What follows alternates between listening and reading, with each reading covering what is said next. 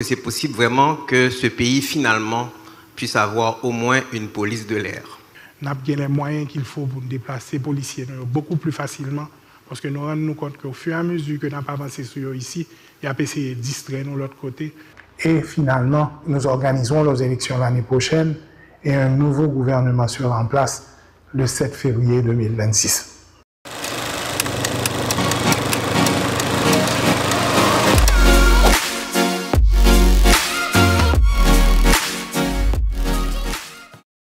Puisqu'il ne suffit pas de parler, nous vous invitons l'instant présent à suivre ce que nous appelons un film documentaire où le Premier ministre vous adresse son message à l'occasion de ses 100 premiers jours, notamment, et de son gouvernement.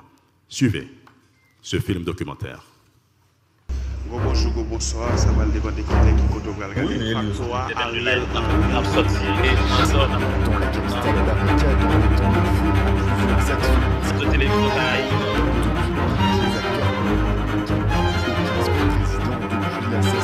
Mini, mais à qui ça se fait, moi, oui.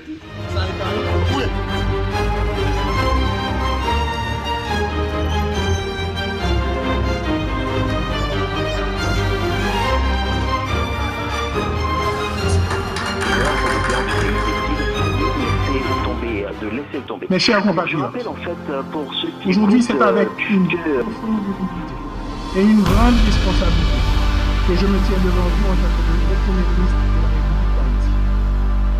En ce moment crucial de notre histoire de peuple, alors que nous traversons une crise sanitaire, humanitaire et de gouvernance sans précédent, je ressens le poids de la tâche.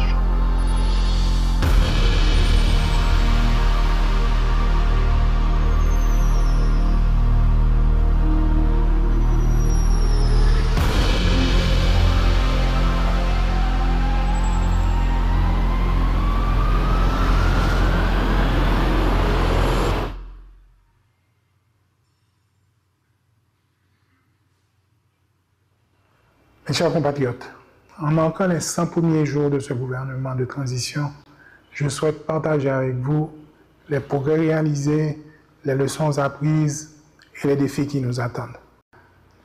Ces premiers mois ont été dédiés à poser les fondations d'une gouvernance inclusive et réformiste. Nous avons constitué ce gouvernement en un temps record, une semaine. Et grâce à un consensus national, 10 ministres ont été choisis par le Conseil présidentiel de transition, reflétant notre engagement à représenter toutes les composantes de la société haïtienne. En plus de l'agression des groupes armés, de la détérioration de la situation économique, sociale, humanitaire et sécuritaire, la vérité est que Haïti a subi au cours de la dernière décennie un effondrement total de ses institutions. Nos structures étatiques sont en ruine, dénuées des ressources nécessaires pour fonctionner. Les administrations publiques sont sous-équipées, sous-financées, ce qui rend impossible la mise en œuvre des politiques et des programmes essentiels pour répondre aux besoins de notre population. La corruption presque généralisée et la violence ont dévasté nos institutions.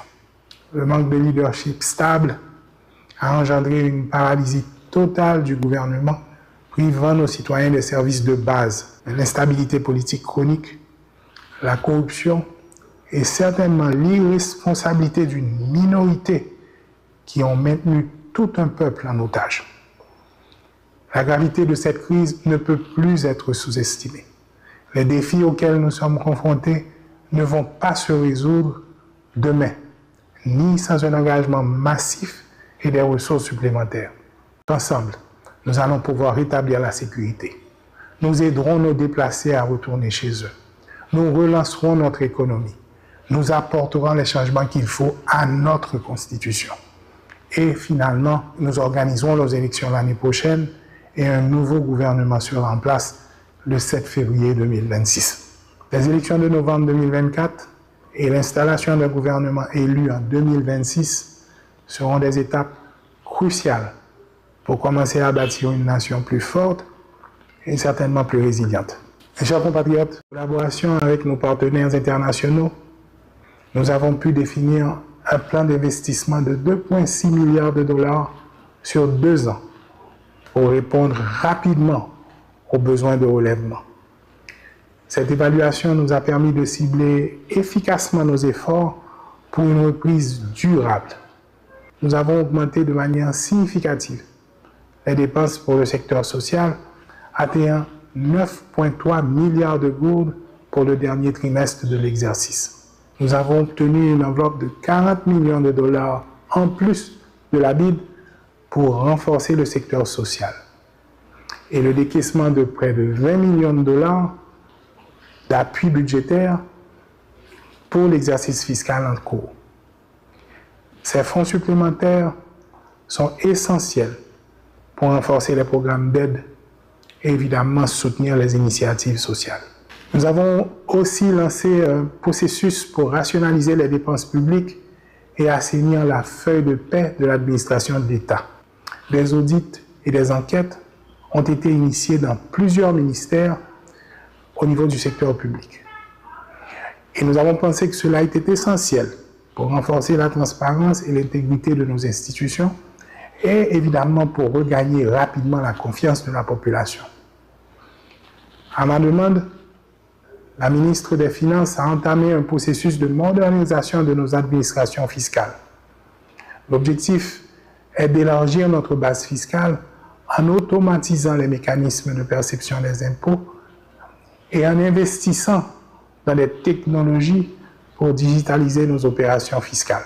En collaboration avec nos partenaires internationaux, nous avons pu définir un plan d'investissement de 2,6 milliards de dollars sur 2 ans pour répondre rapidement aux besoins de relèvement.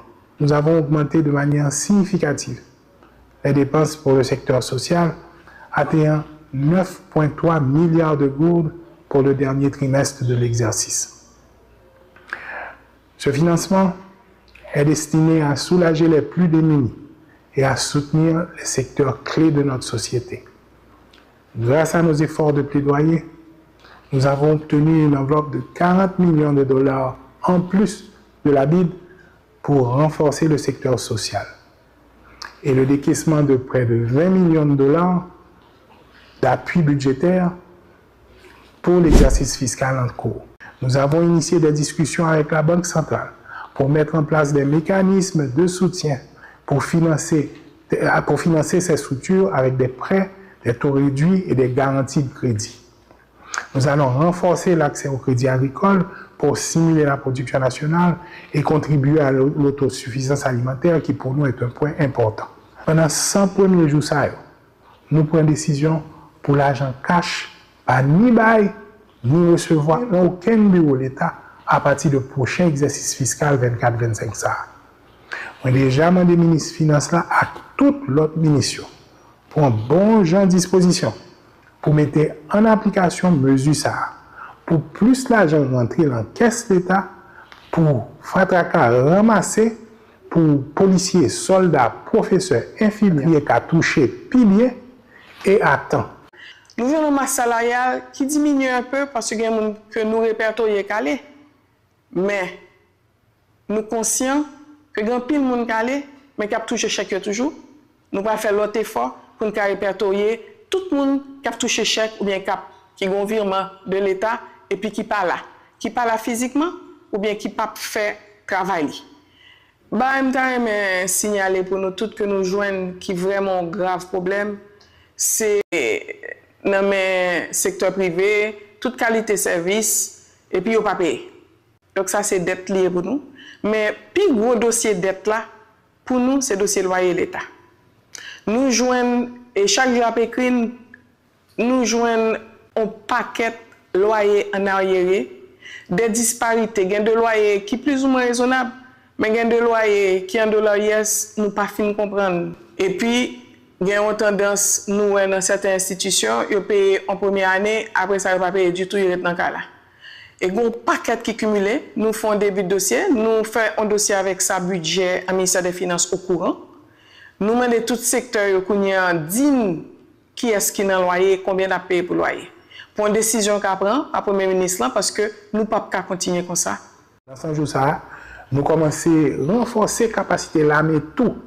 Là, nous négocions avec plusieurs pays amis pour l'armée d'Haïti qui retourne participer comme ça doit la défense nationale pays. Nous remettons l'armée à plusieurs cargaisons d'armes avec munitions, équipement CNE, et puis nous commençons à recruter plusieurs centaines de jeunes qui pourraient augmenter l'effectif là. Et il faut me dire, nous commençons à prendre mesure pour nous protéger d'abord les familles plus vulnérables en Caillou. Nous avons fait toutes dispositions pour que dans les prochaines semaines et dans les prochains mois, nous utilisions les ressources pour aider les gens à retourner la Caillou. Parce que dans les conditions que nous vivons depuis plusieurs mois, voire même des années, à notre avis, tout à fait inacceptable. Dans le cadre d'analyse que le gouvernement fait sur la situation famille haïtienne, le gouvernement a nécessité pour bailler un accompagnement à la famille. Comme désigne déjà, nous avons 261 000 familles, ménages, qui recevoir 20 000 gouttes à travers 7 départements, hormis le Grand Sud, c'est-à-dire les NIP, département du Sud et aussi la Grandance. Mais actuellement, le gouvernement a réfléchi pour comment pour le tourner dans le Grand Sud là encore, renforcer l'accompagnement que vous recevoir déjà. Comme ça, il y a une enveloppe de plus de 9 milliards de gouttes que le gouvernement mettait à disposition du ministère des Affaires sociales pour relancer le programme SAYO qui déjà va le relancer. Là-dedans, nous avons subvention que nous avons les parents élèves qui évalue côté nous allons toucher plus que 261 000 par an. Gagnent déjà 25 000 ménages qui vont joindre transfert monétaire. Gagnent plus passé 400 restaurants qui vont fonctionner dans la semaine qui va venir. Disposition que nous prenons pendant 100 jours ça permettent que le programme réinsertion sociale là Bral fait nous arriver faire formation pour plus passer 2000 jeunes. Tête nous comme vision. Nous avons aviation, ça nous appelle l'aviation des Kara, nous avons transformé en aéroport président Simon dans le sud. Avec apport de la BID et apport de la Banque mondiale, nous avons fait travail ça. Nous avons encore aéroport Cap-Haïtien. Nous avons au niveau de embarquement pour nous reprendre pour terminer ça. Nous avons travaillé aussi sur piste là. Nous avons avec la Banque mondiale pour nous allonger piste là de plus de kilomètres. La porte d'entrée de Port-au-Prince, actuellement, c'est l'aéroport international. Bout, l'aéroport n'a pas carré comme ça. Dossier paré déjà, c'est d'un instant à l'autre, nous pour reprendre route ça. Bon aéroport, on tout qui fait bien haut, sont tous de contrôle que liés. Tout de contrôle ça, les financés pour nous par la BID. Et les supposés finis là, en mois de décembre, janvier, ça va permettre que, quel que soit avion qui a passé en l'air, il est obligé de prendre contact avec nous. Et là, on prend contact avec nous, il est supposé je suppose payer un bagage. Dans le cas d'action ministère a réalisé, nous avons établi une chaîne campagne de sensibilisation pour l'organisation familiale, rivé impliquée comme ça doit dans la conférence nationale, dans le passé mai qu'a fait dans la Constitution et dans l'implication dans le référendum qui est pour venir. Sous nécessité pour famille impliquée dans l'élection à tous les niveaux, que ce soit comme candidat ou électeur dans l'élection qui va venir. Ministère à la condition féminine, pas fait bac. N'avancé, mais pour respect droit femmes actifs. L'un des principaux objectifs est évidemment de définir un calendrier qui prévoit un référendum constitutionnel entre février et mars au plus tard. Et en parallèle, le Conseil présidentiel a entamé le processus de sélection des membres du Conseil électoral provisoire. Grâce au soutien de gouvernements des partenaires, nous avons établi un fonds commun pour le financement des élections. Et je peux déjà vous dire que nous, en Haïti, nous avons contribué plus d'un tiers du montant qu'il faudra pour pouvoir à la fois assurer l'évaluation de la Constitution et aller de manière résolue vers les élections. Nous avons estimé qu'il nous faudra près de 120 millions de dollars pour financer ce processus, mais nous sommes assez confiants que nous allons pouvoir mobiliser ces ressources. Dans 100 premiers jours, le gouvernement a versé 700 millions de gouttes dans le fonds qui pourra financer l'élection. 700 millions de gouttes, ça vient compléter le fonds que là déjà pour assurer nous que l'État haïtien prend responsabilité élection pâle. Oui, nous allons chercher partenaires, mais avant tout, faire élection, c'est responsabilité par nous et nous avons nous les moyens pour que ça fait. Alors, question maintenant, entendez, moi, je lis sous journal que un projet de hélicoptère, je ne sais pas si c'est vrai, si c'est pas vrai, mais nous voyons tout que j'en étais important dans le cadre de votre intervention à Miragouane. Et nous allons avoir les élections, donc je crois que quelque part, il va falloir acheminer les bulletins de vote et tout. Et donc, la question, je voulais que vous confirmiez pour nous, est-ce que c'est possible vraiment que ce pays, finalement, puisse avoir au moins une police de l'air? Ma deuxième préoccupation concerne les détritus. Le pays, c'est la ville, c'est une poubelle, une vaste poubelle. Et à chaque fois qu'on sort en voiture, on a honte. Donc, je m'arrête là. Merci beaucoup. Merci, merci. À la première question, ce n'est pas encore la police de l'air que nous voulons. C'est certainement l'objectif à moyen et à long terme. Quand on vit là où on vit, là où l'Haïti est placé géographiquement, on est obligé d'avoir ce genre d'atout. Et la police, pour les urgences, pour faire face à la crise sécuritaire, je suis d'accord avec vous que sur le moyen et à long terme, on est obligé d'avoir ce genre d'asset. Et ce n'est pas encore ça. Mais la bonne nouvelle, c'est que oui, effectivement, avec l'appui de nos partenaires, j'espère qu'à partir de la semaine prochaine, nous avons les moyens qu'il faut pour nous déplacer les policiers beaucoup plus facilement, parce que nous rendons compte qu'au fur et à mesure que nous avons avancé sur eux ici, il y a essayé de distraire nous de l'autre côté. Il faut que la police soit capable de déployer plus rapidement. Nous avons les moyens qu'il faut pour que dans la saison cyclonique, nous puissions aller dans la période de choc pour nous capables de récupérer les victimes et les démons.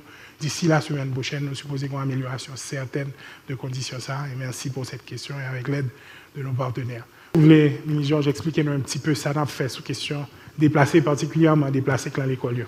Sous déplacé qui dans l'école, effectivement, le gouvernement prend en compte la réalité. Tout le monde qui vit dans le camp, et c'est peut-être ça, une task force qui mobilise plusieurs secteurs dans l'État pour nous adresser ces questions.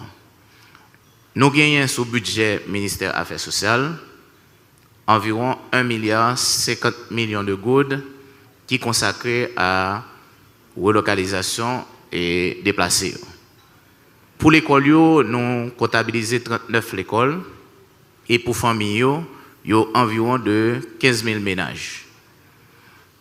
Nous gagnons suffisamment de fonds pour nous lancer l'opération. Procédure administrative déjà engagée, conditions de décaissement finalisées. Il était connu pour nous lancer l'opération qui est un peu complexe. D'ici semaine prochaine, l'opération a lancé parce que ciblage est en fait. La liste des ménages à déplacer déjà dans le ministère des Affaires sociales. Qu'on y a prend de décisions administratives pour que le mécanisme de paiement soit fait selon les normes administratives pour que pas ait aucune possibilité pour que le mouvement qu'a fait pour nous relocaliser, déplacer et permettre que le ministère des Affaires sociales, alors le ministère de l'Éducation nationale qui a approprié de l'école là, pas un prétexte pour corruption. Merci PM. Salut tout le monde qui est dans la salle là. Après-midi à même dans l'hôtel Caribé, a gagné un protocole d'accord qui a signé entre le CSPJ, le ministère de la Justice, ONUDC, au commissariat des Nations Unies pour nous créer ça les pôles judiciaires qui pourraient permettre que gagner des juges d'instruction, des commissaires du gouvernement qui dédiés spécialement à traitement questions crimes financiers. Et nous avons dit rapidement, gagner une l'autre décision que nous prenons. Et par contre, si directeur DGIA là, nous avons un entretien avec elle pour que à partir d'octobre, nous fiscaliser toute rentrée dans le tribunal qui pourra faire nous attaquer petite corruption. Parce que nous ne pouvons pas seulement garder grande corruption, il faut nous garder petite corruption, surtout en dedans du tribunal là, pour nous être à 2 mesures seulement. D'après mes connaissances, qui mécanisme qui vraiment nous gagnent un plan nous, pour nous mettre en vue pour faciliter que les jeunes eux-mêmes arrivent à participer dans l'élection. Pas seulement comme électeur, mais surtout comme candidat. Et par rapport à ça, est-ce que le pas bon pour ta gagner quand tu t'es demandé pour un jeune ta inscrit dans le processus électoral là parce que nous pas de travail, nous dans le chômage, si toute situation pays a touché nous particulièrement. Et deuxièmement, est-ce que le pas bon tout pour ta gagner un fonds de soutien à jeunes qui ont une tranche d'âge, nous dit 25 à 30 ans, qui voulaient poser candidat mais qui n'ont pas gagner moyen pour être capable de financer propre campagne. Donc pour éviter une série de dérives, est-ce que nous pas une mesure qui commence à prendre dès qu'on y a pour justement les élections pour arriver pour effectivement nous ouais que gagne un message qui baille pour jeunes capables effectivement poser candidat. Merci beaucoup. Merci. Excellent question. Excellent. Peut-être que vous voulez quitter micro à Bouli et il a dit nous exactement qui est lié parce que le bail non seulement et qui relationne. Moi, c'est Stéphanie Sophie Louis, politologue, et c'est aussi la jeune présidente du gouvernement jeunesse. Donc, c'est ça que fait, depuis mon côté, il faut que je parle parole jeunesse là. Maintenant, dans le processus électoral là, nous avons 3 bagages à envisager. La première chose, c'est que déjà, nous avons un groupe qui travaille sur une série d'incitatifs pour encourager les partis politiques à créer une plus grande coalition, mais tout pour envoyer candidats femmes et jeunes. Pourquoi parler des partis politiques de ça, donc pourquoi rentrer dans les détails, même cadeau que son bail qui est important pour nous. Et déjà, nous avons un équipement technologique, nous avons un instrument pour nous réaliser si reste société à acheter idée. Deuxièmement, nous parler pour nous travailler avec jeunes, encourager et subventionner des projets qui constituent à préparer, éduquer, informer pour jouer un rôle politique à travers la société. Mais troisièmement, qui est plus important pour moi, et là, on a besoin d'aide, à un moment où nous pourrons commencer à discuter de constitution. À un moment où nous allons commencer à parler de réforme, nous avons senti jeunesse là présente, active. C'est là pour le prononcer et pour l'assurer que l'instrument PIA reflète effectivement la composition PIA. Donc nous avons que nous travaillons ensemble pour nous assurer que déjà là, voix jeunesse là présente. Mais merci beaucoup pour la question. Ça, et sous senti le gouvernement pas fait assez, s'il te plaît, continuez à pousser nous parce que c'est important. Merci beaucoup. Il y a une question qui est affichée. Qu'est-ce qui empêche au gouvernement de qualifier officiellement les actes des groupes armés d'actes terroristes? Marie Lourdi, Diaspora Europe. Marie Lourdi, c'est une très très bonne question et très chargée. Alors, avant de me répondre spam, je vais me virer vers un juriste moyen pour moi s'il a une opinion, pour me battre en contradiction. Maître Hercule. Justement, il y a un décret 2021 qui qualifiait déjà tout axe de terrorisme déjà. Donc, il existait déjà. Donc, le cadre légal là existait déjà. Alors, peut-être un complément d'information. L'on ne fait pas ça au point de vue opérationnel, il y a des implications sur tout le système. Il y a au-delà de sémantique et de qualification. Il mettait pays à une position très spécifique qui a affecté l'ouverture que banque sous l'international, type d'assistance qu'on recevoir, comment on concevoir, comment on traiter. Donc, il y a une pile d'autres implications que le droit international, tout obligé, qui fait qu'on est obligé de prendre pas ça de manière très réfléchie et au moment où on sentit vraiment que le gros avantage comparatif très sérieux pour.